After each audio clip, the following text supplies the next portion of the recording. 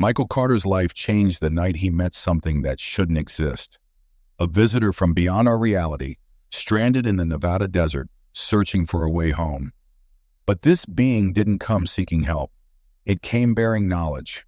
Knowledge about what Jesus truly taught humanity, truths that have been buried, forgotten, or misunderstood for 2,000 years. 7 teachings that had nothing to do with religion and everything to do with why we suffer, why we can't forgive ourselves, and why pain feels permanent. What Michael learned that night didn't strengthen his faith. It shattered it completely, and then rebuilt it into something he barely recognized. These teachings explain why guilt traps us, why forgiveness seems impossible, and how to finally break free. Not through belief, but through understanding how consciousness actually works. This is the story of that encounter and the 7 truths that changed everything for Michael. By the 7th teaching, you'll question whether the guilt you've been carrying was ever real, whether forgiveness is something distant or already here, and whether you've been refusing the very peace you've been desperately seeking. Stay until the end. These truths work whether you believe them or not. Michael Carter had long since stopped believing in second chances. The world had taught him that lesson in the cruelest way possible.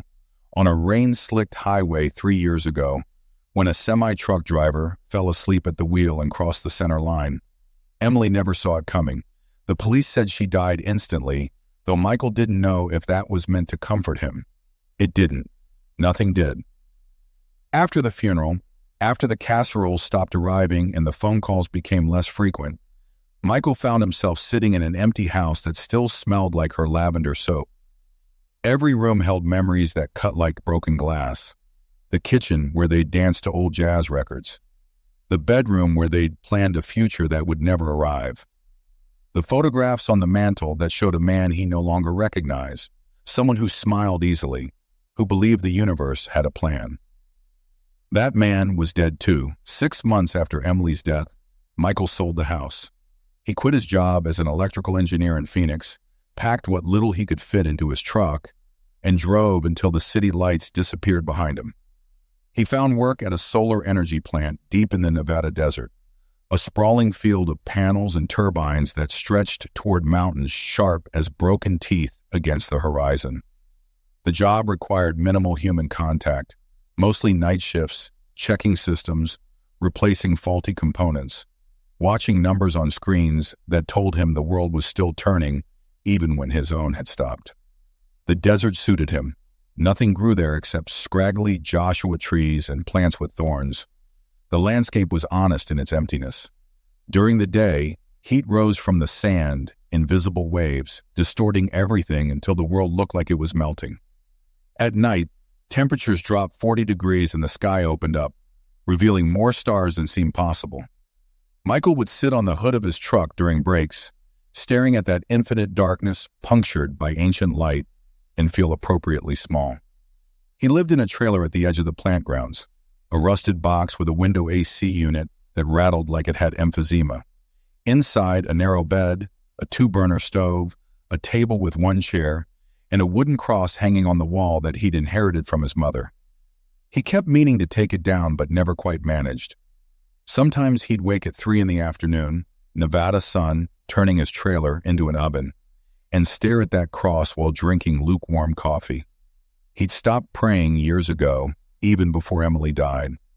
The cross was just habit now, a relic from a version of himself that believed in purpose. He had a daughter named Sarah, 26 years old, living in Oregon with a husband Michael had never met. They'd been close once, before Emily's death, before the grief turned him into someone who communicated only in grunts and silences. Sarah had tried it first, phone calls every week, then every month, then only on his birthday. Each conversation followed the same pattern, her attempting connection, him responding with monosyllables, the space between them growing wider until even the small talk felt like translation from different languages. The last time they spoke, she'd accused him of abandoning her. "Mom died," she'd said, voice breaking, "but you died too. You just forgot to stop breathing." He'd hung up, told himself she didn't understand grief, that she was too young to know how loss carved you hollow. But late at night, when the desert wind howled against his trailer, he knew the truth. He'd chosen this emptiness. Every day, he chose it again. Nights stretched on, one identical to the next. Dust storms rolling in like orange walls. Coyotes howling in the distance. The hum of solar panels converting sunlight into energy for cities he'd never visit again. Michael told himself he was content. Content wasn't the same as happy, but it was sustainable. He could do this for years, maybe decades. Just him and the machinery and the endless desert that asked nothing of him except to exist. Until the night the air changed. It started with the wind. Michael had been checking Turbine 17 when the storm rolled in faster than the weather reports predicted. One moment the sky was clear, stars sharp as pins against black velvet. The next, the western horizon turned rust orange with dust churning in walls 50 feet high. He'd seen these storms before. They could strip paint off metal, reduce visibility to zero, short out electrical systems if you weren't careful.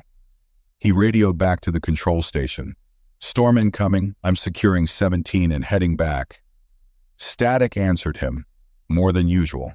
It crackled and popped like the radio was shorting out. But underneath the interference, he thought he heard something else. A pattern. Almost like words. Michael shook his head, blaming exhaustion. He'd pulled a double shift after Rodriguez called in sick. 17 hours of staring at screens and walking between panels would make anyone hallucinate. He climbed into his truck as the first wall of dust hit, turning the world beyond his windshield into a churning brown void. The vehicle rocked on its suspension. Sand rattled against the windows like thousands of tiny fists demanding entry. He switched on the headlights, but they only illuminated the storm, a solid curtain of desert trying to reclaim the land humans had stolen. That's when the radio spoke again. Through the static, clear as a bell, he heard his own voice. "If God's real, why didn't he save her?" Michael's hands froze on the steering wheel. Those were the exact words he'd whispered at Emily's grave, standing alone after everyone else had left. Words he'd never said aloud to another living person. Words he thought had disappeared into the cemetery grass and been forgotten. What the hell? He slapped the radio, tried changing channels. Every frequency played the same thing. His voice, his grief, his accusation to a God he no longer believed was listening. Then the truck died. Every system, engine, lights, radio, shut down simultaneously. The sudden silence was absolute. Even the storm seemed to pause, though Michael knew that was impossible. He sat in complete darkness, hard hammering, telling himself it was just an electrical failure. Solar storms could do this, electromagnetic interference. There had to be a rational explanation. The air outside his truck began to glow. At first he thought it was heat lightning, but the light didn't flash and fade. It built gradually, a pale blue luminescence that seemed to emanate from between the solar panels themselves. Michael pressed his face against the window, watching as the glow intensified, taking shape. A figure stood 30 feet away. It shimmered like a mirage, light bending around it the way air bends above hot pavement. One moment it looked almost human-shaped. The next it was just radiance without form. Michael's brain struggled to process what he was seeing, kept trying to convince him it was a trick of the storm, a dust devil catching strange reflections. Then the figure solidified. 4 feet tall, gray skin that seemed to absorb rather than reflect light, arms too long for its body, ending in hands with fingers like willow branches. A head slightly too large, featuring those eyes, black and bottomless, reflecting the desert stars even though the storm blocked the sky. It moved with the uncertain grace of a marionette controlled by an amateur puppeteer, each gesture slightly disconnected from intent. Michael's throat closed. Every rational thought in his engineer's brain screamed that this couldn't be real. Aliens were stories, not things that appeared in Nevada dust storms. Yet here it stood, trembling, its skin flickering with veins of pale blue light that pulsed erratically, like a heart trying to find its rhythm. The radio crackled back to life, though the truck's engine remained dead. Through the speakers came not words, but a sensation, the feeling of words, the meaning without language.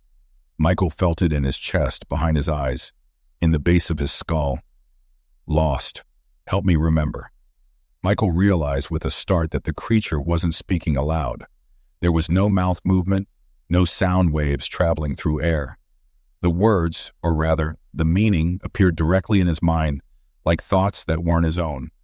It was unsettling and intimate, this voice that bypassed his ears entirely and spoke straight to his consciousness. The creature took a step forward, and its body flickered, threatening to dissolve back into pure light. The blue veins under its skin flashed brightly, then dimmed. It raised one hand to its oversized head, pressing against its temple the way humans do when fighting migraines. A high-pitched vibration filled the air, climbing in frequency until Michael's teeth ached and his vision blurred at the edges. The being was in pain. Years of isolation had buried his compassion under layers of grief and anger. But something in that moment broke through. Maybe it was the creature's obvious vulnerability. Maybe it was recognizing suffering in something so alien. Maybe he was just too tired to be afraid. Whatever the reason, Michael opened the truck door. The storm had stopped, not diminished, stopped completely. The air hung motionless, thick with suspended dust that caught the blue light and made everything look underwater. Michael's boots hit sand that was still warm from the day's heat. He took 3 steps toward the creature, hands raised to show he was unarmed. "Hey," he said, feeling ridiculous talking to something that couldn't possibly understand English. "I'm not going to hurt you." The vibration changed, lowered. The creature's trembling decreased slightly.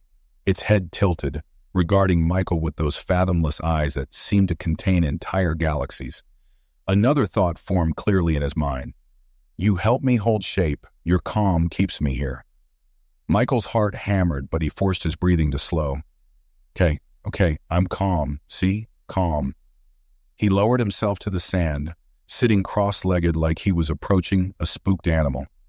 "Whatever you are, wherever you're from, you're safe, you understand? Safe." The creature's body stabilized. The erratic pulsing of those blue veins evened out to a steady rhythm. It lowered itself to the sand across from him, mimicking his posture with movements that became more fluid, more certain. When their eyes met, Michael felt that presence deepen, gentle, inquiring, like someone politely knocking on a door and being invited inside. He thought, "Who are you?" Images and sensations flooded his mind. He saw vast distances of space, dimensions that bent in ways his mind couldn't quite grasp. He felt purpose twisted into confusion, direction lost in resonance. He understood.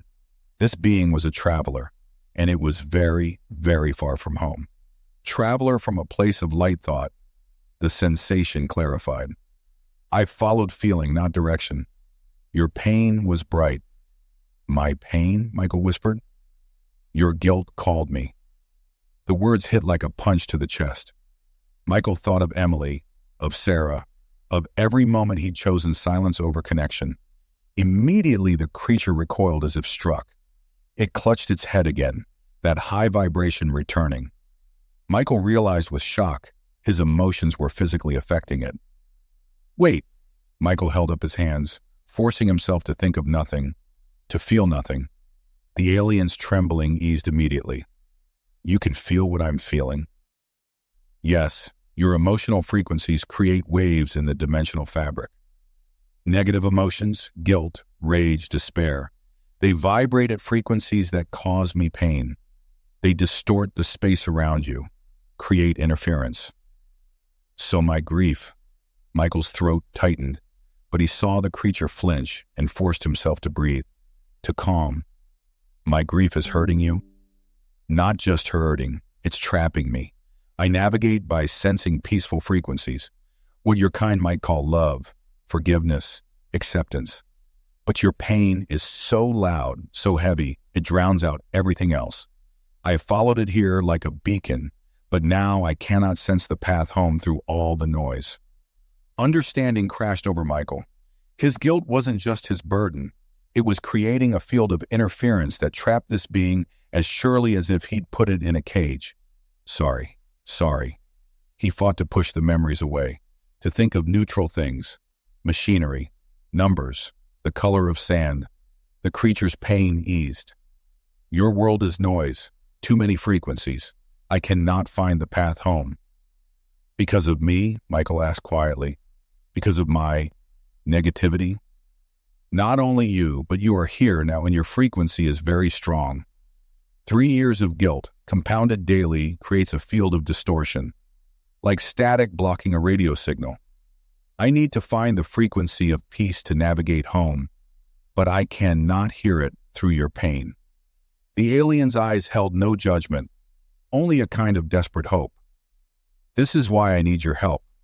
Your kind once produced a being who mastered all frequencies, who showed the path from darkness to light. If you can show me how he did it, if you can shift your own frequency even slightly, perhaps then I can hear the way home. They sat together as the night deepened. The storm never resumed, though the air remained thick and strange. Michael learned to control his thoughts, to keep his emotions steady. When he felt fear or doubt, the alien bent invisible pain. When he managed something close to peace, those blue veins glowed with gentle light, and the creature's form solidified. It was like learning a new language, but instead of words, he was learning to speak in emotional frequencies. Every time Michael's mind drifted toward Emily's death, toward his failures as a father, toward his crushing loneliness, the alien's form would flicker and that agonizing vibration would build. But when he focused on neutral things, the steady rhythm of his breathing, the feel of sand beneath him, the simple fact of being present, the creature stabilized, its blue veins glowing with soft, steady light. He was learning an essential truth. His emotional state wasn't just internal. It radiated outward, affecting everything around him, including beings from other dimensions who navigated by frequencies he couldn't even perceive. "What do you need?" Michael finally asked. "How do I help you get home?" The creature was silent for a long moment, its head bowed. Then it raised those dark eyes to the sky, and Michael felt a wave of longing so profound it brought tears to his face. The feeling of a child who'd wandered too far and couldn't find the way back. To remember the path of peace, came the thought. But your memories are heavy. They distort the space around you. My memories? Show me how your kind finds balance. Show me how you survived so much darkness. Michael laughed bitterly. Look at me. Do I look balanced? Do I look like I've survived anything? The creature leaned forward, and one long finger touched the center of Michael's chest. He gasped as a flood of images poured through him. His own life, seen from outside. He watched himself at Emily's funeral, saw the way grief had twisted into anger like iron cooling into a cage. He saw the moment he chose isolation, the moment he stopped answering Sarah's calls, the thousands of tiny decisions that had led him to a trailer in the desert, surrounded by machinery instead of people. But he also saw the moments of light he'd forgotten, holding Sarah the day she was born, dancing with Emily in their kitchen, the quiet happiness of ordinary days that felt ordinary only in retrospect, only after they had been lost. All the love he'd refused to acknowledge, because acknowledging it meant acknowledging the loss. You confuse pain with purpose, the creature thought gently. But your memory shows something else. Long ago, one came from your kind who balanced all frequencies, the man of completion. Michael's breath caught. Jesus? The creature's eyes pulsed once with inner light. Yes, the one who ended fear's tone. Show me what he taught your kind. Help me understand how he created peace from pain. Michael shook his head. I'm not religious. I don't know what you think I can show you. You carry him in your dwelling, the wooden symbol. You remember him even without knowing why. The cross in his trailer, the one he couldn't bring himself to take down. Before Michael could protest, the alien raised its hand and touched his forehead with 3 trembling fingers. The desert disappeared. The moment the alien's fingers touched Michael's forehead, reality fractured like glass struck by a hammer. The desert didn't fade. It shattered into 1,000 fragments of light that reassembled into something impossible. Michael stood nowhere and everywhere simultaneously. Beneath his feet stretched not ground but pure luminescence, solid as stone, yet transparent as water. The sky above, if sky was even the right word, rippled with colors that had no names, frequencies his eyes shouldn't be able to perceive but somehow did. He could feel the space breathing around him, alive with consciousness. This is the between place. The alien's thought resonated through him. Where your dimension touches all others. Where truth exists without the distortion of time. Where are we? Michael's voice echoed strangely, each word leaving visible ripples in the air. Inside the teaching, inside the memory of what the man of completion showed your kind. He left these lessons embedded in your species' consciousness. Most humans sense them but cannot access them clearly. Your pain has opened you. Now you can receive what was always waiting. The luminescent ground beneath Michael's feet began to shift, forming shapes and shadows. He felt himself moving though he took no steps. The alien remained beside him, its form more stable here than in the desert, those blue veins pulsing with steady rhythm. "I don't understand any of this," Michael whispered. "You will," the alien assured him. He made it simple. Your kind complicated it.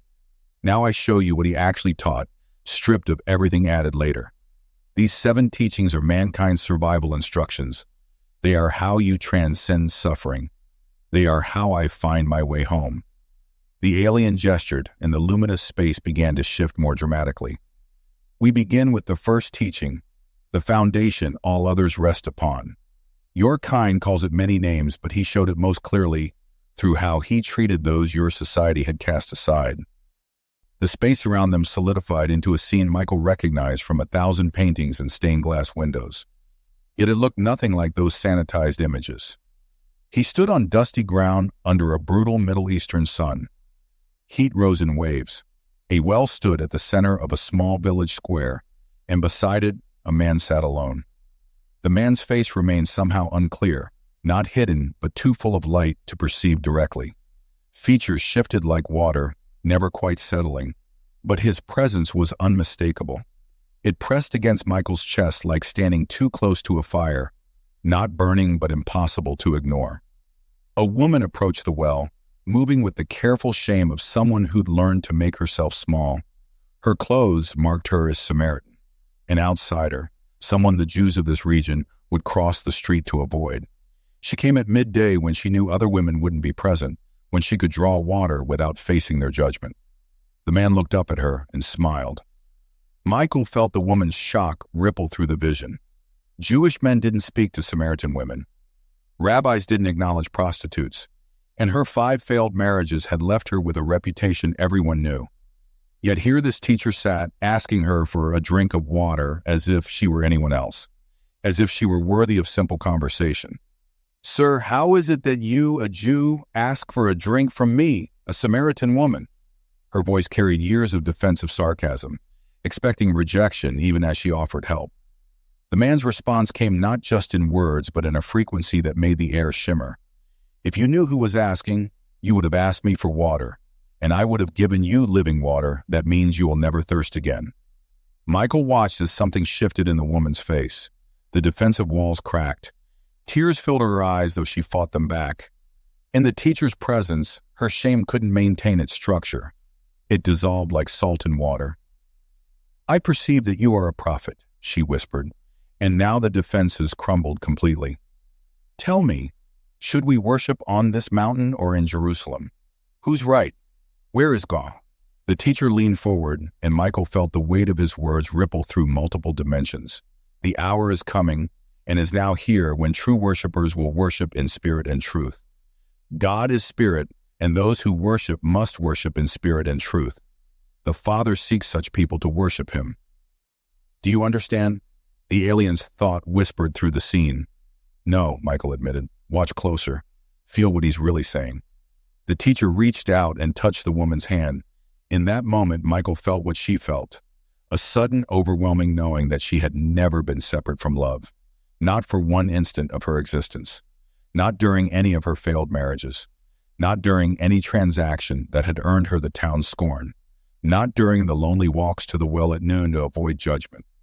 Every moment of her life, she had been held in unconditional love, but shame had built walls that blocked her from feeling it. The teacher wasn't offering her something new. He was removing the obstructions so she could finally sense what had always been true. This is the first teaching, the alien explained as the scene froze around them. You are not separate from onatuma, from each other, or from love. Only guilt creates the illusion of separation. Michael shook his head. But we are separate. Look at us. Different bodies, different minds. Are you separate from the air you breathe? Are waves separate from the ocean? You perceive separation because your consciousness is localized in individual forms. But the teacher came to show you the forms are temporary, the consciousness is one. You call it God. We call it the unified field. Same truth, different words. The alien gestured, and Michael saw the woman's life thread, a golden strand extending from her heart, connecting to her children, to the people she'd loved, to the teacher himself, and backward through time, to every ancestor and forward to every descendant. The thread never broke, never separated, just extended infinitely in all directions. After Emily died, Michael heard himself say, I felt so alone, like I'd been cut off from everything good in the universe. That was the illusion. You were never cut off. You only believed you were, and that belief created the experience of isolation. Michael watched as his own life thread appeared beside the woman's, a brilliant gold line that had blazed brightly for years, then dimmed drastically after Emily's death. But even at its dimmest, it never went dark. It still connected to Sarah, to coworkers, to strangers who'd shown unexpected kindness. The thread remained intact even when he couldn't feel it. So when I isolated myself in the desert, Michael's throat tightened. You were severing nothing except your own awareness of connection. The connection remained. It always remains. The teacher's first lesson, you cannot actually be separate from love, only unconscious of it. The scene dissolved, but something remained. A warmth in Michael's chest, a knowing that he was part of something fun and interconnected. His isolation had been chosen blindness, not actual separation. This is practical truth, the alien emphasized. Every human who feels lonely, who feels different, who feels broken or unworthy, they suffer from this same illusion. They believe the separation is real. The teacher came to prove it's not. Your job when you return is to remember you are never alone because aloneness is impossible. Even in the desert, even in your trailer, even in your deepest grief, you remain part of the whole. The alien's form shimmered and Michael felt the vision preparing to shift. The second teaching builds upon the first. If you are never truly separate, then what you seek is already within reach. The luminous space shifted again, reforming into a temple courtyard. Michael recognized the scene from 100 Sunday school lessons, but again, seeing it directly was completely different from hearing about it. Religious leaders dragged a woman into the center of the courtyard, throwing her to the ground at the teacher's feet. She landed hard, dust rising around her. Her clothes were disheveled, her face swollen from crying. Michael felt her terror like a physical weight. She knew what came next. Stoning, death by crushed bones and internal bleeding, dying slowly while the righteous hurled rocks in judgment in equal measure. Teacher, one of the leaders said with barely concealed satisfaction, this woman was caught in adultery in the very act. The law of Moses commands us to stone such women. What do you say? Michael could feel the trap. If the teacher said to stone her, he'd violate his own teachings about mercy. If he said to release her, he'd be setting himself against Moses, against the law. Either way, they had him. The teacher said nothing. He knelt beside the woman and began writing in the dust with his finger. Michael couldn't see what he wrote, but he felt something shift in the air, a frequency that made the accusers shift uncomfortably. Let he who is without sin cast the first stone, the teacher said quietly, still not looking up. One by one, from the oldest to the youngest, the accusers dropped their stones and walked away. The sound of rocks hitting earth punctuated their retreat. Soon only the woman remained, kneeling in the dust, waiting for judgment that never came. The teacher stood and looked at her with those eyes that held no condemnation, only infinite compassion. Woman, where are your accusers? Has no one condemned you? No one, Lord, she whispered. Neither do I condemn you. Go and sin no more. Stop, Michael said.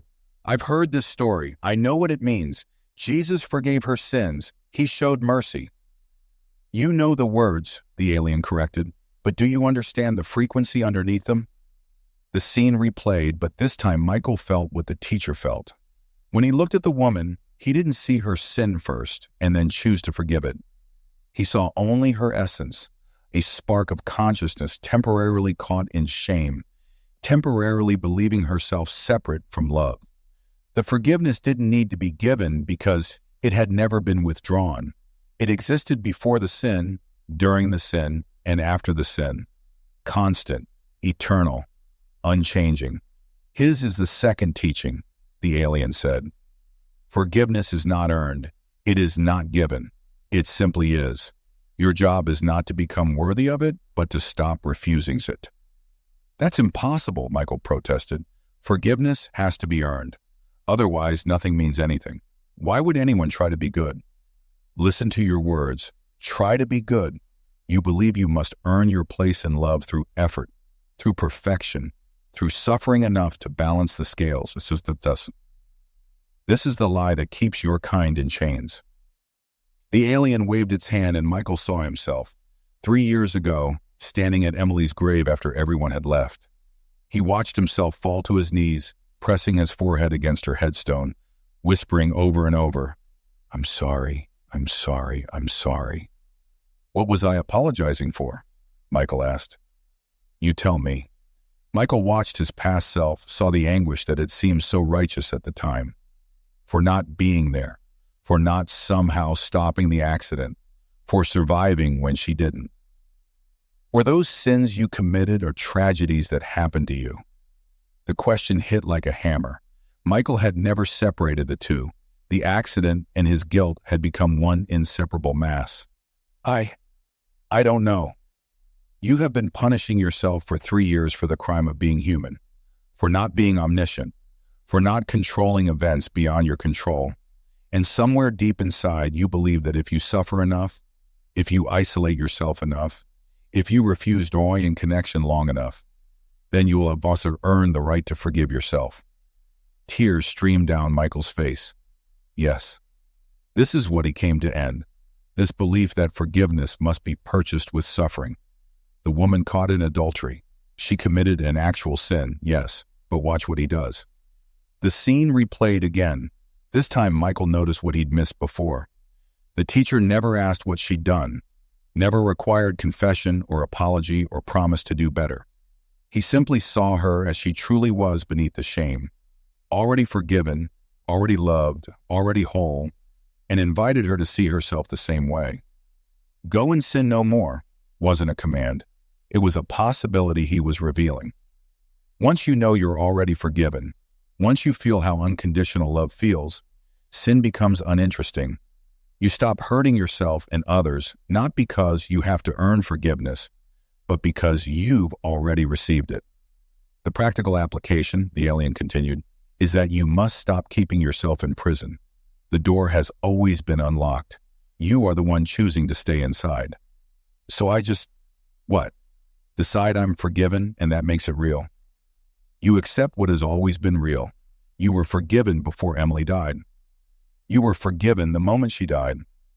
You are forgiven now. The forgiveness existed before the event, during the event, and after the event. It is not conditional on your behavior or your suffering or your worthiness. It simply is. Michael felt something crack inside his chest. Not painfully, but like ice breaking in spring. If I'm already forgiven, then why have I been torturing myself? That, the alien said gently, is the question that will save your life. The scene faded, but the warmth in Michael's chest grew stronger. He could feel it, a presence that had always been there, waiting patiently for him to notice. Forgiveness, like sunlight behind clouds. It hadn't gone anywhere. He'd just been refusing to feel it. The alien's eyes darkened, reflecting something heavy. Now comes the teaching most humans resist. It requires you to see your darkness not as an enemy, but as something else entirely. The space transformed into a hill at dusk. 3 crosses stood against a blood-red sky, and Michael felt his stomach turn. He knew what he was about to witness. "Do I have to see this?" he whispered. "Yes, because this is where he showed the teaching that will free you from your own inner war." The teacher hung from the center cross, body broken, breath coming in ragged gasps. Michael could feel the physical agony radiating from him, bones dislocated from hanging, lungs struggling to expand, every nerve screaming. But underneath the physical pain lay something else, the accumulated emotional and spiritual darkness of humanity, pressing down on him like an ocean of suffering. Yet the teacher wasn't fighting it. He was accepting it, absorbing it, transforming it through the mere fact of his willingness to hold it without judgment. Roman soldiers stood at the base of the cross, laughing. One spat upward, another mocked, "He saved others. He cannot save himself. Let the Christ, the King of Israel, come down now from the cross that we may see and believe." Michael waited for rage, for curses, for the divine judgment these men deserved. Instead, the teacher lifted his head and spoke words that made the sky itself pause. "Father, forgive them, for they know not what they do." "Stop," the alien commanded. "Feel what just happened." Michael felt it ripple through dimensions, a frequency of forgiveness extended toward those who were actively causing harm. But it wasn't martyr's resignation or suppressed anger disguised as nobility. It was genuine understanding. These soldiers were operating from their own pain, their own ignorance, their own separation from love. They weren't enemies to be vanquished, but wounded souls enacting wounded patterns. "This is the third teaching," the alien explained. "Love your enemies, not because they deserve it, but because they are you." "They're not me. I would never—" "Wouldn't you?" The alien gestured, and Michael saw himself again, this time in the months after Emily's death. He watched himself snap at a waitress who had brought the wrong order, saw himself honk angrily at a driver who had cut him off, watched himself hang up on Sarah mid-sentence when she tried to help. In each moment, he was lashing out from his own pain, his own grief, his own feeling of being wounded, just like the soldiers, just like everyone who'd ever hurt him. "Every person who has ever wounded you was operating from their own pain," the alien said, "just as you operated from yours. This doesn't excuse the harm, but it reveals the pattern. Hurt people hurt people. The cycle continues until someone chooses to break it. So I'm supposed to just forgive everyone who's ever hurt me? Let them off the hook?" "You misunderstand. He's not teaching you to ignore harm or allow abuse. He's teaching you to see clearly. Your enemies outside are reflections of enemies you've created inside. The parts of yourself you hate, the shame you carry, the darkness you refuse to acknowledge, these become projected outward as enemies to fight." The scene shifted, and Michael found himself facing himself, not his past self, but something else, a shadow version that radiated all the qualities he'd been running from. This shadow Michael embodied his rage, his bitterness, his desire to punish himself and everyone who'd failed to save him from grief. "What is this?" Michael asked, repulsed. "This is your inner enemy, the part of you that you've been at war with since Emily died. You call it your darkness, your weakness, your failure. But watch." The shadow version spoke. "I'm trying to protect you. If you let yourself be happy again, if you forgive yourself and move on, it means Emily's death didn't matter. It means you didn't love her enough. I keep you in pain because pain is proof of love." Michael staggered backward. He'd never articulated it that clearly, but yes, that was the belief driving everything. His darkness wasn't his enemy. It was a wounded part of himself trying desperately to protect him using the only strategy it knew. Never let go of the pain. "The teacher's lesson," the alien continued, "is that you don't destroy this darkness. You don't fight it or suppress it. You love it. You thank it for trying to protect you, and then you gently show it a better way." "How?" "Watch." The teacher on the cross looked down at those mocking him and saw past their cruelty to the fear underneath. Fear of meaninglessness, fear of powerlessness, fear of a universe that didn't care about their suffering. He loved them not despite their darkness, but through it, seeing the wounded children beneath the violent men. The alien guided Michael toward his shadow self. Every instinct screamed to run, but he forced himself closer. When he finally embraced it, he felt something extraordinary. The shadow wasn't evil. It was exhausted. It had been working so hard to keep him safe through pain, and it desperately wanted permission to rest. "You can stop now," Michael whispered to his own darkness. "I'm ready to try a different way." The shadow dissolved, but not into nothingness, into him. It integrated, became part of the whole instead of a rejected piece. Michael felt years of inner conflict simply cease. "This is the practical teaching," the alien said.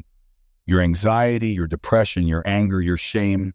What if you stopped treating them as enemies to defeat and started listening to what they're trying to tell you? What if you loved them the way he loved those soldiers?" Michael understood now. The war he'd been fighting against himself was the root of all his suffering. Not the grief itself, but his refusal to accept the grief. His judgment that he should be different than he was. Love your enemies meant make peace with every rejected part of yourself. Because those parts were never the enemy. They were just scared, wounded pieces waiting to come home. Michael exhaled slowly, feeling years of self-hatred begin to dazzle. "I've been fighting myself this whole time." "Yes, and now you can stop." The alien's form brightened. "The fourth teaching, the kingdom is now, shows you where and when to find the peace you have been seeking." The crucifixion scene dissolved, replaced by something entirely different.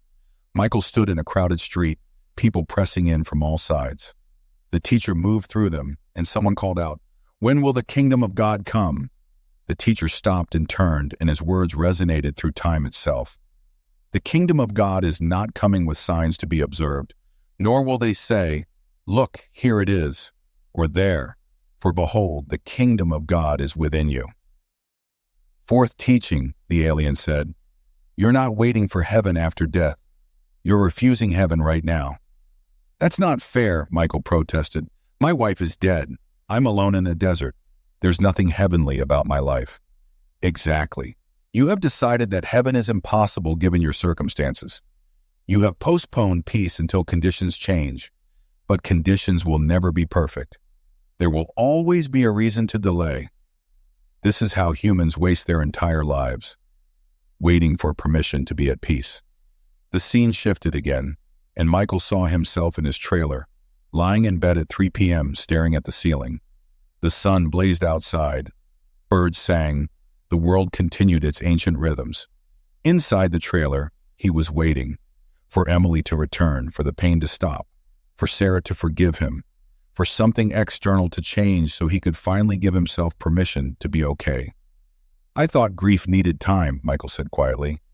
"Grief does need time, but you transformed grief into a prison sentence with no end date. You decided that being happy again would be a betrayal, so you postponed all joy indefinitely. This is not grief. This is refusal of life." The alien showed him another scene. The teacher sitting with his disciples eating bread and fish. Nothing miraculous was happening. No healings, no profound teachings, just simple companionship, laughter, the pleasure of shared food. And yet, the air shimmered with that same frequency Michael had felt throughout the other visions. Peace, presence, the kingdom. He tried to show your kind, heaven is not a location you reach after death. It is a frequency you tune into right now, in this moment, exactly as it is. Every moment contains the full presence of divine love. Most humans look past it, waiting for a better moment. So what am I supposed to do? Just pretend everything's fine? No, feel what you feel. Grieve what you've lost. But stop adding the second layer of suffering. The belief that you shouldn't feel this way, that you should be different. That peace is forbidden until some future condition is met. The kingdom is now, or it is never. Michael saw his life as a timeline stretching forward. He'd been living in perpetual not yet. He'd be happy once he'd suffered enough, once he'd earned it, once he'd proven his love for Emily through adequate misery. Meanwhile, thousands of moments of potential peace slipped by unused. Sunrises he didn't see, food he didn't taste, kindness he didn't accept. The practical application, the alien explained, is to stop postponing your life. Stop saying, "I'll be happy when." The present moment, exactly as it is, contains everything needed for peace. Not because circumstances are perfect, but because peace doesn't require perfect circumstances.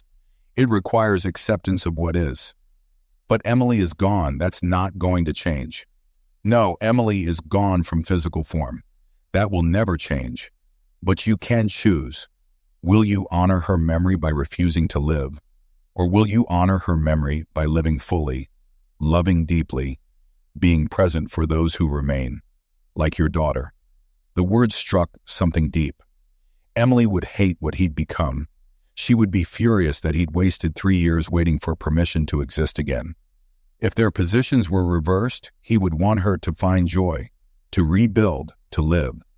The kingdom is now, the alien repeated. Not because everything is perfect, but because now is all there ever is. Stop waiting for a future that never comes. Step into the present moment, this moment, and find that peace has been here all along. Michael felt another crack in his chest, wider this time. The warmth that had been building since the first teaching intensified. He was beginning to feel it, not just understand intellectually, but actually feel it. The presence that had always been there, waiting for him to notice. You are feeling it now, the alien observed, but feeling peace and sustaining it are different. The fifth teaching, give and receive, shows you how energy flows, how to keep what you have discovered. The scene transformed into a hillside at evening, thousands of people scattered across the grass. Michael felt the exhaustion in the crowd. They'd been listening to the teacher for hours. No food, no shelter, growing hungry as the sun declined. The disciples approached the teacher, concerned. Send the crowds away so they can go to the villages and buy food. The teacher's response seemed absurd. You give them something to eat. We have only 5 loaves and 2 fish, they protested. What is that among so many? Michael knew this story too, the feeding of the 5,000. But again, witnessing it directly changed everything. He watched as the teacher took the small offering, looked toward heaven, and began breaking the bread. The disciples distributed it, and somehow, impossibly, there was enough, more than enough. 12 baskets of leftovers after everyone ate their fill. Fifth teaching, the alien said. What you give multiplies. What you hoard diminishes. This is not morality. This is physics. That's not physics, Michael said. That's magic, miracle, whatever. It doesn't apply to normal life. Doesn't it? The alien showed Michael his own pattern. After Emily died, he'd hoarded his love. Afraid to give it to Sarah because love led to loss. Afraid to connect with coworkers because connection meant vulnerability. Afraid to help others because he felt too broken himself. He'd clutched his grief like a miser clutches gold, terrified that spending it would leave him empty. But the opposite had happened. The more he hoarded, the more scarce everything became. His love didn't compound. It stagnated, grew toxic, turned inward, and poisoned him. In our dimension, the alien explained, energy flows in circuits. When it's given freely, it amplifies and returns. When it's blocked, it stagnates and rots. Your kind experiences this as psychological truth. The fastest way out of depression is to serve others, not because it's morally good, but because giving creates the energetic space to receive. Michael watched the teacher with the loaves and fish again, but this time he saw beneath the physical miracle to the principle underneath. The teacher wasn't attached to the outcome. He took what little was offered, gave it freely without fear of scarcity, and in that state of abundance consciousness, abundance manifested. Scarcity is an illusion, the alien said. There is always enough love, enough grace, enough forgiveness. Your kind creates artificial scarcity through fear. Fear that if you forgive others, there won't be enough justice. Fear that if you love again, you'll run out of love. Fear that if you help others, you'll neglect yourself. But I am empty, Michael protested. I don't have anything to give. You believe you're empty, so you experience emptiness. But watch. The scene shifted to 3 months after Emily's funeral. Michael sat in his truck at a gas station, engine running, preparing to drive into isolation. A young man approached, looking desperate. Sir, my wife's in labor and our car broke down. Can you help? Michael had looked away, pretended not to hear. drove off. That moment haunted him still. The shame of refusing to help when help was needed. The excuse that he was too broken to assist anyone else. "You were not too empty to help," the alien said. "You chose scarcity. Watch what happens when you choose differently." The scene rewound and replayed, but differently. This time, Michael got out of his truck, drove the man to the hospital, waited with him until his wife gave birth to a healthy daughter. Michael watched his alternate self in that waiting room, still grieving, still wounded, but for 2 hours he'd forgotten his own pain while focusing on someone else's need, and in forgetting himself, he'd found himself again. This is the practical teaching. You cannot heal in isolation. Healing requires circulation, giving what you need to receive. You needed connection, so you should have offered it. You needed purpose, so you should have served. You needed to feel that life still held meaning, so you should have helped create meaning for others. "But I was so tired," Michael whispered. "I had nothing left." That belief kept you locked in scarcity. The teacher showed when you give from a place of abundance, consciousness, when you trust there's enough, there is always enough, more than enough, 12 baskets of leftovers. Michael felt it now, the stagnation in his chest where love should have been flowing. 3 years of refusing to give or receive, and the result was rot. Loneliness, bitterness, the opposite of everything the teacher demonstrated. "You understand circulation now," the alien acknowledged. "But what stops humans from trusting the flow? What makes them hoard instead of give?" The alien's eyes darkened slightly. "Fear. The sixth teaching shows how to release it. Do not worry about tomorrow." The scene dissolved and reformed into a mountainside where the teacher sat with his followers. The sun warmed the rocks, and wildflowers dotted the grass in splashes of purple and yellow. Birds wheeled overhead, their calls echoing across the valley. The teacher gestured toward them. "Look at the birds of the air. They neither sow nor reap nor gather into barns, and yet your heavenly Father feeds them. Are you not of more value than they?" He pointed to the flowers swaying in the breeze. "Consider the lilies of the field, how they grow. They neither toil nor spin, yet I tell you, even Solomon in all his glory was not arrayed like one of these. If God so clothes the grass of the field, which today is alive and tomorrow is thrown into the oven, will he not much more clothe you, O you of little faith?" Michael felt the words land like stones in still water. Ripples spreading outward. The teacher's voice continued, "Therefore do not be anxious about tomorrow, for tomorrow will be anxious for itself. Sufficient for the day is its own trouble." Sixth teaching, the alien said. Anxiety is the price of trying to control what was never yours to control. Easy for him to say, Michael muttered. He wasn't responsible for anyone. He didn't have bills to pay or a family to protect. Didn't he? The alien showed Michael a different moment. The teacher in Gethsemane, hours before his arrest. He knew what was coming: betrayal, torture, execution. He could have run, could have called upon divine power to escape. Instead, he prayed, "Father, if you are willing, remove this cup from me. Nevertheless, not my will, but yours, be done." Michael felt the weight of that surrender.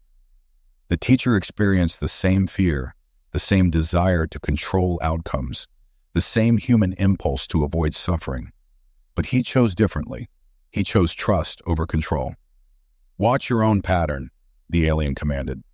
Michael saw himself in the days before Emily's accident, worrying about her driving in the rain, texting to make sure she got home safely, that constant low-grade anxiety that something bad might happen. And when it did happen, when the worst fear manifested, his mind had turned it into proof. "See, I was right to worry. I should have worried more. I should have stopped her from driving that night." "Could you have stopped her?" the alien asked gently. "I could have tried. I could have." "You could have controlled nothing. The truck driver fell asleep. That was not within your power to prevent. But watch what your worry has done since." Michael saw the last 3 years as a timeline of anxiety. Worrying that he'd forget Emily's face. Worrying that moving on meant betrayal. Worrying that if he contacted Sarah, she'd reject him. Worrying that his grief wasn't deep enough, or was too deep. Worrying that every decision was wrong. The worry became a cage that kept him from living, from risking, from trying anything new. Every moment spent in worry is a moment stolen from life, the alien explained. And worry changes nothing except your ability to be present for what is actually happening. But Emily died. That proves the universe isn't safe. Bad things happen. Yes, bad things happen. Beautiful things happen. Ordinary things happen. All of it beyond your control. The teacher's lesson is not that nothing bad will ever happen. It's that worrying about it doesn't prevent it. Worrying just ensures you suffer twice. Once in imagination, once in reality. Michael watched birds landing on branches, flowers opening to sun, the natural world operating without anxiety. They didn't know if they'd survive the winter, didn't plan for disasters, didn't hedge against uncertainty. They simply lived, moment to moment, trusting the system they were part of. So I'm just supposed to not care, not plan, not prepare? No, plan wisely, prepare reasonably, then release the outcome. The birds build nests, that's preparation. But they don't build 50 nests out of fear the first one might fail. They build one, then rest in it. The alien showed Michael the moment Emily's car was hit. He'd replayed it 1,000 times in his mind, creating alternate timelines. If only he'd called her 5 minutes earlier. If only the meeting had run longer. If only he'd insisted on picking her up himself. Infinite if-onlys that changed nothing except his own peace. You cannot rewrite the past through worry, the alien said, and you cannot prevent the future through anxiety. All you can do is be here now in this moment and trust that whatever comes, you will handle it the way you've handled everything else so far. Moment by moment, breath by breath. Michael felt something release in his chest. A tension he'd carried so long he'd forgotten it wasn't natural.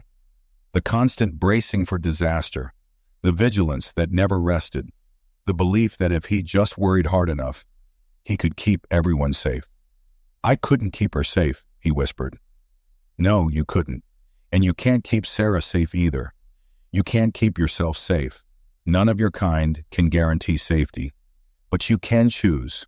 Will you spend your remaining days in anxiety about what might happen? Or will you be present for what is happening? The scene shifted one more time. Michael saw himself at 60, at 70, at 80, dying in a bed, looking back on a life spent worrying about tragedies that never came and missing the quiet joys that did.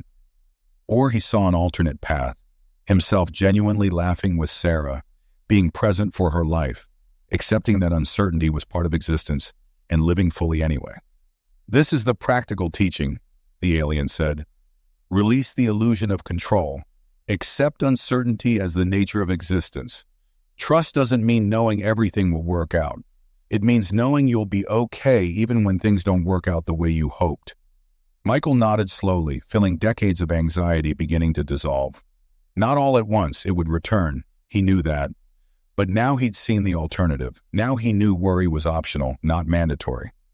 The alien's entire form began to glow, brighter than Michael had ever seen. 6 teachings given. Now comes the 7th, the most radical, the most difficult to accept, the one that changes everything. It is finished.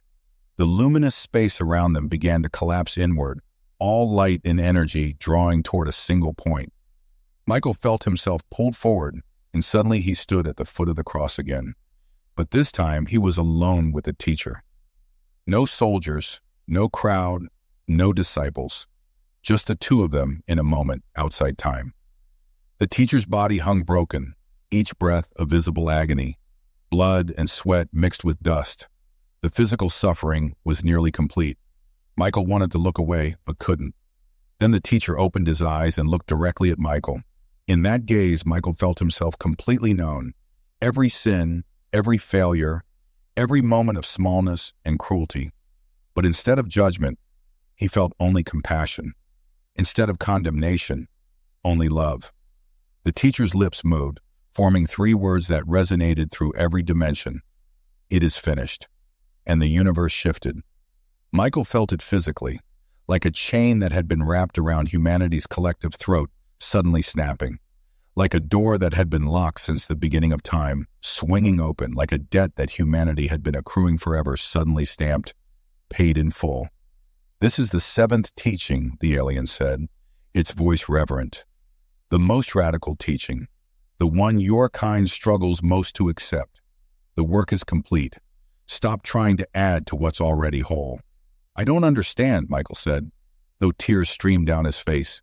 Your kind believes you must become worthy, must improve yourselves, must achieve enlightenment or holiness or moral perfection, must suffer enough, sacrifice enough, be good enough to earn your place in love. But he came to end that belief forever. The alien showed Michael what those three words actually meant. When the teacher said, "It is finished," he wasn't talking about his own life ending. He was declaring that the entire system of earning, deserving, achieving, and proving worth was complete, finished, done, over. You are already forgiven, already loved, already complete. You don't need to become worthy because you were created worthy. You don't need to earn grace because grace, by definition, cannot be earned. You don't need to achieve enlightenment because you were never actually separate from the divine, only unconscious of your connection. But I've done terrible things. I've hurt people. I've wasted years, yes, and you were forgiven before you did them, during them, and after them. The forgiveness is not conditional on your behavior. It simply exists, always has, always will. Your only job is to accept it and live from it. Michael felt his entire belief system crumbling. His whole life had been built on the idea that he needed to earn his place, earn his father's approval, earn his success, earn Emily's love, earn the right to be happy after her death. And now this alien was showing him that the teacher had come specifically to demolish that entire framework. This is why he said, "It is finished," instead of "I am finished," the alien explained. He was declaring the end of the old system, the end of separation between humans and the divine, the end of guilt as a chain, the end of shame as an identity, the end of the belief that you must become something other than what you are. "So what am I supposed to do?" Michael asked, feeling untethered. "If I don't need to improve, if I'm already forgiven, if it's all finished, what's the point?" "The point," the alien said gently, "is to live from completion rather than toward it, to stop working for wholeness and start living from wholeness, to stop trying to earn love and start giving love freely because you know you're already loved, to stop running from your darkness and integrate in it, to stop postponing joy and embrace it now, to stop hoarding and start giving, to stop worrying and start trusting." Michael saw it all come together. The 7 teachings weren't separate lessons, but one truth viewed from different angles.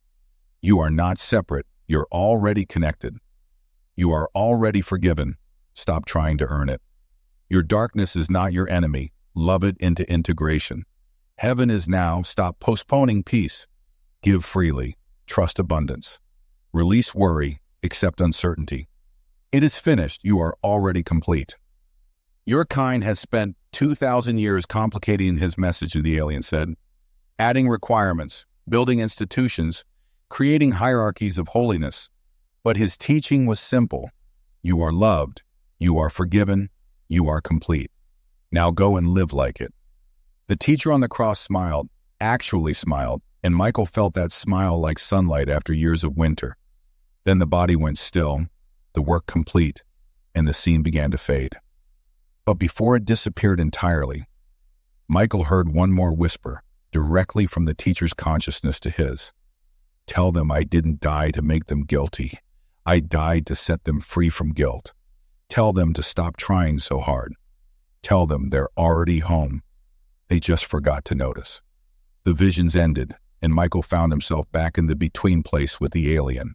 But everything had changed. He looked down at his own hands and saw them glowing faintly, the same blue veins of light that ran through the alien now pulsing gently under his skin. "What's happening to me?" he asked, but there was no fear in the question, only wonder. "Your frequency is shifting," the alien explained. "Each teaching landed in your consciousness like a tuning fork, adjusting your vibration. The guilt that has defined you for 3 years is dissolving." Michael watched in amazement as something dark and heavy began to lift from his chest. It looked like smoke, or shadow or condensed pain. Years of accumulated guilt and shame and self-punishment rising away from him like steam from warm water. As it left, he felt lighter. Not metaphorically lighter, physically, actually lighter, like gravity had loosened its hold. The alien's body, which had been flickering and unstable since the first moment Michael met it, suddenly solidified. The blue veins that had pulsed erratically now glowed with steady, strong rhythm. The creature straightened, its movements becoming fluid and certain. "Your negativity was disrupting my coherence," the alien said. "Your guilt created interference in the frequencies I use to navigate dimensions. But now," it tilted its head, listening to something Michael couldn't hear. "Now I can hear the path home." Michael looked at the alien, then back at himself. The warmth in his chest that had been building throughout the teachings now blazed like a sun. He felt connected to Emily, to Sarah, to every person who'd ever shown him kindness, to the teacher on the cross, to this impossible creature from another dimension. The isolation that had defined him for 3 years simply wasn't there anymore. "I don't feel guilty," he whispered, amazed. "For the first time since Emily died, I don't feel guilty. Because you finally accepted what was always true. You were never guilty. You were grieving. You were human. You were wounded, but guilty? No, that was always an illusion you chose to believe." Michael's past appeared before him like a movie he could see from outside. He watched himself at Emily's funeral, watched the grief twist into guilt, watched the guilt become an identity. But now, seeing it with new eyes, he could see what he'd missed before. The love underneath it all. Every moment of pain had been twisted love. Love that didn't know what to do with itself after losing its object. "I loved her so much," Michael said. And for the first time, the words weren't followed by, "and I failed her." Just, "I loved her." Full stop. Complete. "Yes," the alien agreed. "And she loved you. That love doesn't need guilt to validate it. It doesn't need suffering to prove it. It simply exists, forever, unchanging. Energy cannot be created or destroyed, only transformed. Your love for her wasn't destroyed when she died. It's just waiting for you to redirect it. Toward Sarah, toward others who need it, toward yourself." Michael felt something snap into place like a bone setting after a long break. His whole body relaxed in a way it hadn't in years. His shoulders dropped, his jaw unclenched, his breathing deepened. He felt like he'd been carrying a 100-pound pack and had just set it down. "It's really over," he said. "The punishment is over." "It was never required," the alien said gently. "You imprisoned yourself, and now you've set yourself free." The alien suddenly turned toward something Michael couldn't see, its large eyes widening. "I can sense it now. My home dimension. Your shift in frequency cleared the interference. My negativity was blocking you. Yes, negative frequencies create static in the dimensional pathways. Your guilt, your refusal to forgive yourself, your self-punishment, all of it generated discord that disrupted my ability to sense the path home. But now, the alien gestured, and Michael saw what it saw. Threads of light extending through space-time, creating a map back to wherever the alien belonged. "This is the lesson within the lesson," the alien said. "Your unhealed pain doesn't just hurt you. It blocks you from accessing higher wisdom, peace, connection. It creates interference in the frequencies that allow consciousness to navigate truth. Every human stuck in guilt, shame, or unforgiveness is like a radio jammed with static, unable to receive the broadcasts of love, grace, and guidance that are always transmitting." Michael understood. His 3 years in the desert hadn't been solitude. They'd been self-imposed exile from the network of connection that sustained all consciousness. Every moment he'd spent in guilt had been a moment he couldn't access wisdom, couldn't feel Sarah's love, couldn't sense the presence of something larger than himself. "So when I forgave myself, you cleared the channel, and not just for you, every act of forgiveness, every release of guilt, every choice for love over fear. These are like tuning forks that help others remember their own frequency. This is how healing spreads, not through preaching, but through resonance." The alien began to prepare itself, its body starting to shimmer at the edges. Michael felt panic rise in his chest. Wait, don't go yet. I need more time. I need to understand. There's so much I still don't know. The alien turned its infinite eyes to him. You have everything you need. The teachings are in you now. They're encoded in your consciousness, embedded in your frequency. When you forget, and you will forget sometimes, because you're human, you'll feel a warmth in your chest calling you back. The anchor is set. But what if I fail? What if I fall back into guilt? What if I can't maintain this? Then you forgive yourself again and again and again. That's the practice, not perfection, but returning to truth each time you forget it. The teacher didn't come to make you perfect. He came to show you that you're already loved, even in your imperfection. Michael felt tears streaming down his face, but they were different tears than he'd cried in years. Not tears of grief, but of gratitude, of relief, of overwhelming love. Before you go, he said, I want to promise you something. 3 promises. The alien waited, attentive. 1, I'll call Sarah tomorrow. Today, actually, as soon as the sun rises. I'll begin rebuilding our relationship, no matter how long it takes or how many times I have to apologize. Good, the alien approved. 2, I'll stop punishing myself for Emily's death. When guilt tries to return, and I know it will try, I'll remember these teachings. I'll remember it is finished. I'll choose forgiveness over punishment. Better. 3, I'll help others find this same doorway. I don't know how yet, but I'll find a way to share what I've learned, to help people see they're already forgiven, already loved, already complete. The alien's body flared with brilliant light. These promises will save your life. Keep them. How will I know if this was real? Michael asked. What if I wake up in my truck and convince myself this was just a grief-induced hallucination? Heat stroke, exhaustion. You'll know by the fruit, the alien said simply. If it brings life, love, peace, joy, it was real. Truth is known by what it produces. If you return to guilt and isolation, you'll know you forgot the truth. If you move toward connection and service, you'll know you remembered it. The alien stepped forward and placed one long-fingered hand directly over Michael's head. He felt warmth flood through his entire body, concentrating in his chest. It was like being branded, but with love instead of heat.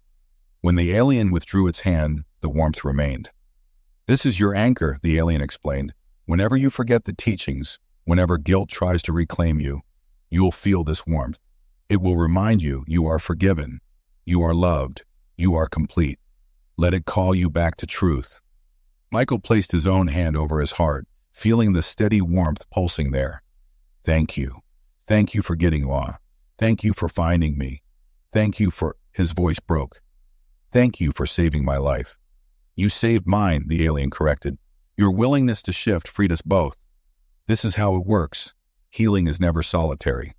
Every person who chooses love over fear helps heal the entire universe. The luminous between place began to dissolve like watercolors in rain.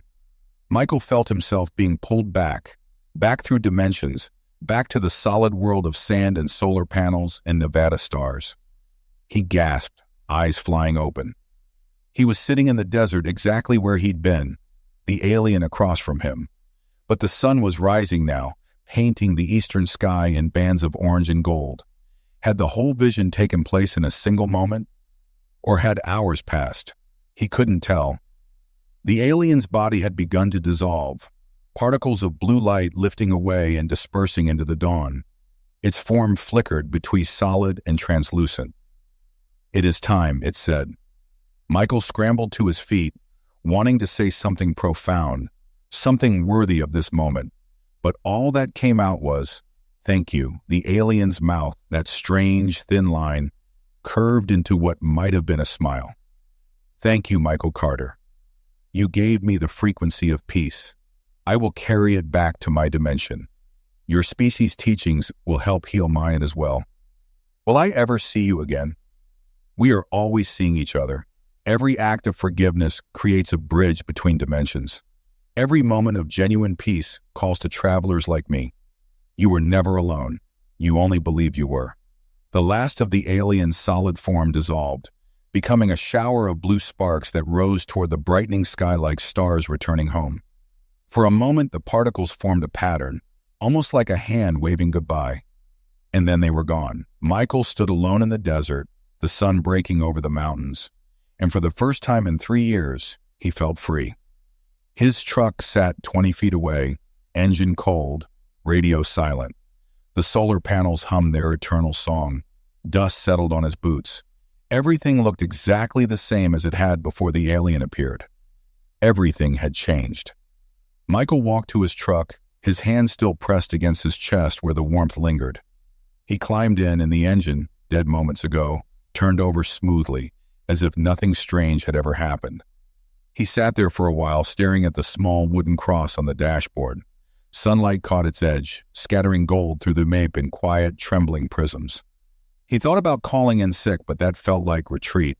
Instead, he drove back to the plant, finished his shift, and went to his trailer. Everything looked exactly the same.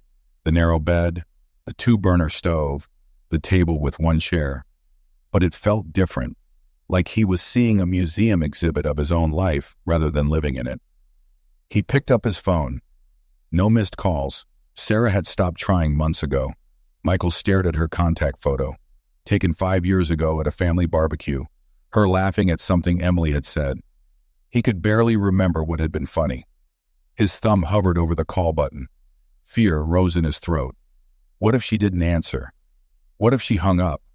What if she hated him? The old Michael would have set the phone down, told himself it was better not to try. But the vision lingered.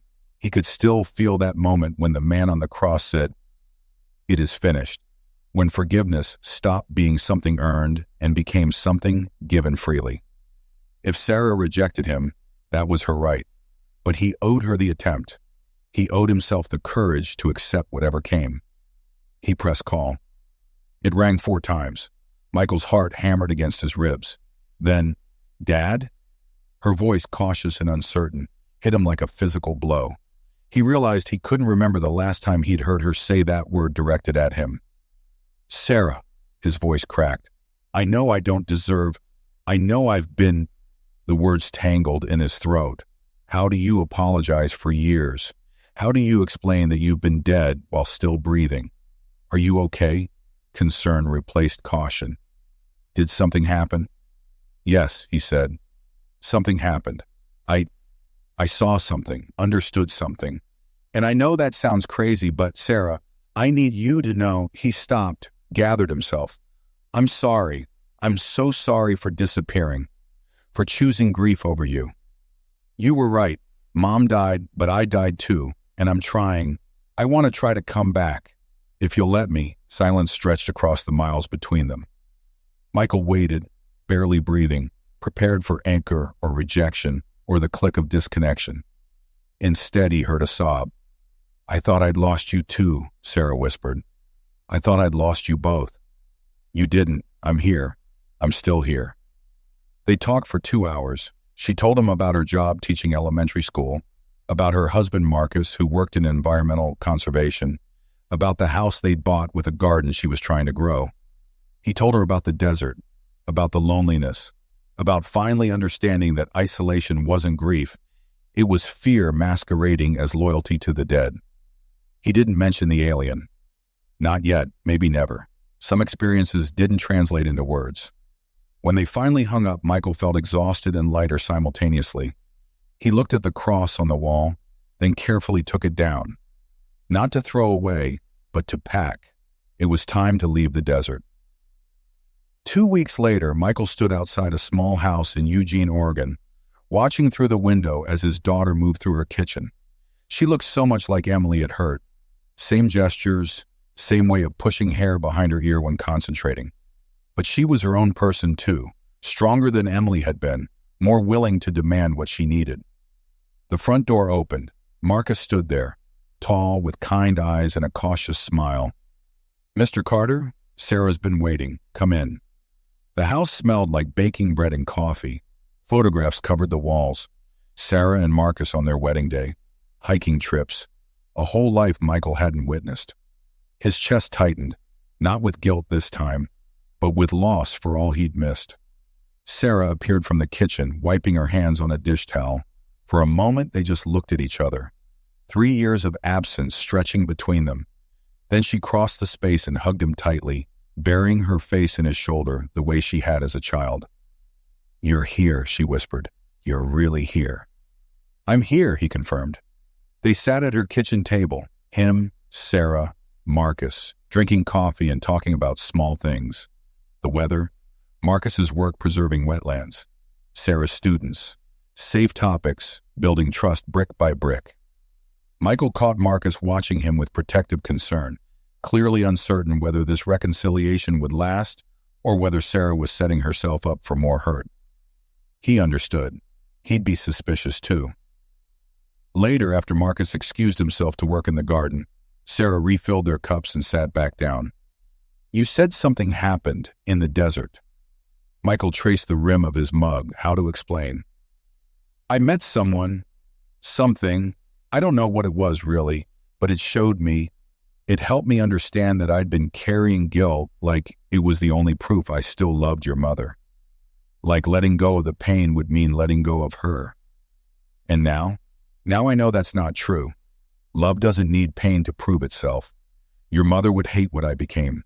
She'd want me to remember the good, to honor her by living, not by dying slowly." He met Sarah's eyes. "She'd want me to be a father to you." Sarah's eyes filled with tears. "I've needed you, Dad. I've needed you so much." "I know. I'm sorry." "Stop apologizing," she said, reaching across the table to grip his hand. "Just stay. Just be here now. That's what I need." He stayed for a week. They didn't talk about Emily much. That would come later, slowly, when the wounds weren't so fresh. Instead, they built new memories. Michael helped Marcus repair a fence. He read stories to Sarah's students during a classroom visit, watched their faces light up with imagination. He and Sarah walked along the Willamette River, not saying much, just being together. On his last evening, they sat on the porch watching sunset paint clouds orange and purple. Sarah leaned against his shoulder the way she had when she was small. "Are you going back to the desert?" she asked. "No, I'm moving to Boise. There's an engineering firm there that's hiring, closer to you." She lifted her head to look at him. "Really?" "Really. I've spent enough time alone, and there's something I want to try." He pulled out his phone, showed her a volunteer website. "This group provides grief counseling, free support groups, hotlines. I'm not qualified to be a counselor, but I thought maybe I could help run logistics, drive people to meetings, whatever they need." Sarah smiled, genuine and bright. "Mom would love that." "Yeah," Michael agreed. "I think she would." 6 months later, Michael sat in a community center basement, setting up folding chairs for that evening's grief support meeting. The room smelled like instant coffee and old carpet, but it felt warm, safe. He'd been volunteering 3 evenings a week, and while he rarely spoke about his own loss, people seemed to sense he understood. Tonight, a woman arrived early, mid-30s, eyes red from crying. Her husband had died suddenly. Heart attack. No warning. Michael recognized that particular species of shock. "First time?" he asked gently.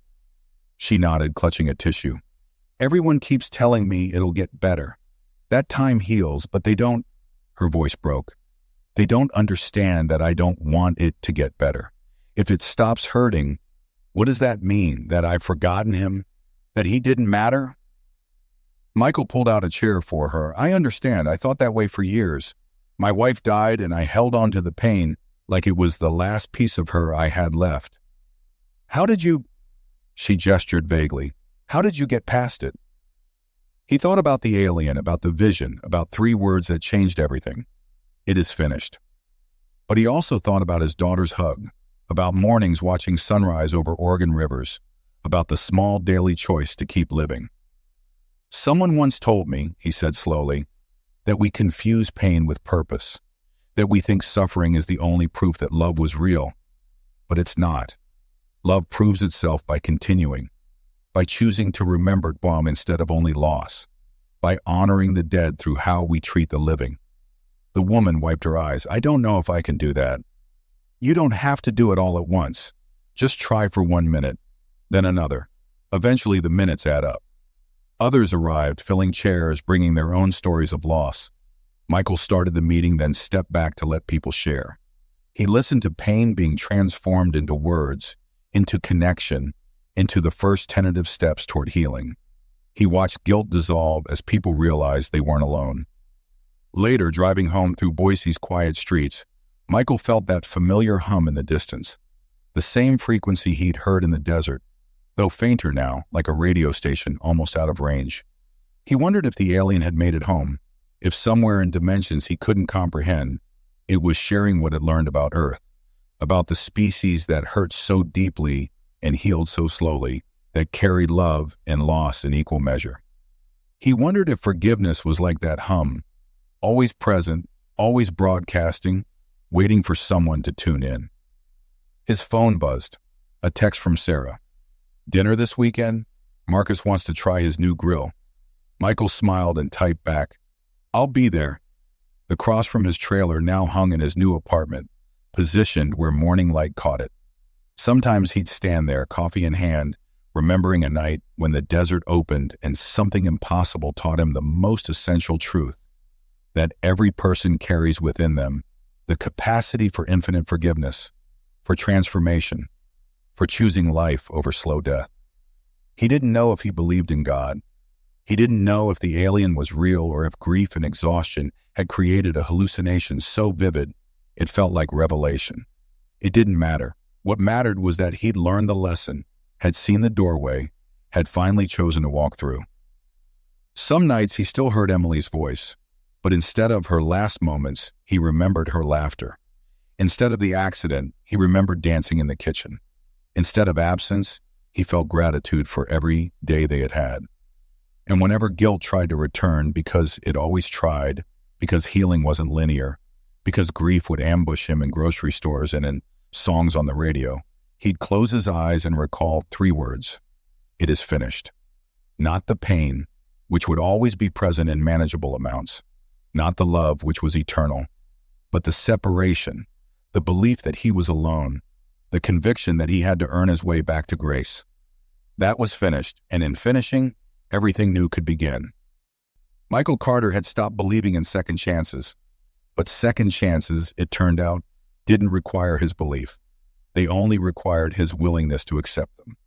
Out in the desert, between solar panels humming with converted sunlight, wind moved across sand and carried with it a frequency only certain ears could hear, a whisper that said, "You are forgiven. You always were. Now go and forgive others." And across the world, moment by moment, person by person, the message was received. Not always, not everyone, but enough, always enough. The kingdom wasn't coming. It was already here, had always been here, would always be here. Built not of stone and gold, but of small acts of kindness, of choosing connection over isolation, of recognizing that the greatest miracle wasn't walking on water or rising from the dead. The greatest miracle was forgiving again and again and again. Until one day humanity would look back and realize they'd been transformed entirely, not by force or command, but by the cumulative weight of love freely given, freely received, freely passed forward. Michael Carter believed in second chances now. He believed because he was living one. And every morning, when light filled his apartment and touched that wooden cross, he whispered the words that had saved him. "Thank you, thank you, thank you." And somewhere across dimensions woven from light and thought, an alien traveler heard him and smiled.